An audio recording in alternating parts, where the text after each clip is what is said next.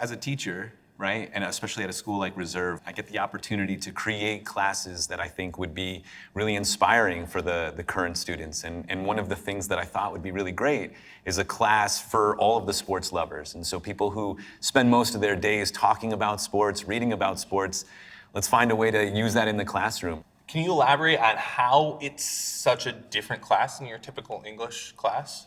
Most of the stories that we're engaged in are still happening currently, right? There's no end, right? We're in the middle of talking about this athlete's journey, and we're in the middle of talking about this sport and how this sport has evolved. In other English classes, you're often reading things that have a beginning, a middle, and an end, and then we're looking at where we are in today's world and how the sport, that story kind of contributes meaning to who we are in today's world.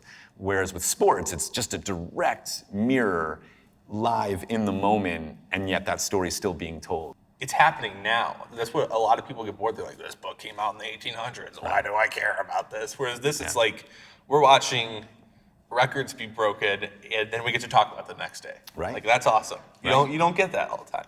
Let me ask you a question, though. Oh, no. If you could have a meal with any athlete, which athlete would you have a meal with? Oh, wow, that's a good question. This is a really good question. How about you? Who would I have a meal with? I think Muhammad Ali, to be in the same space as him, I think would be incredible. You know who would be?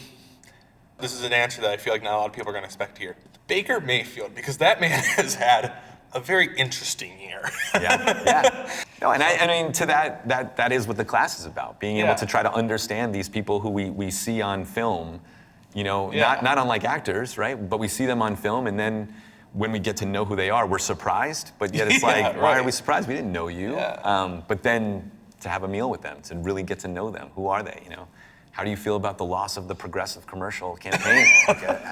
What does that mean to you? You still have That's Hulu, huge. I would imagine. I don't know, but still have those. So.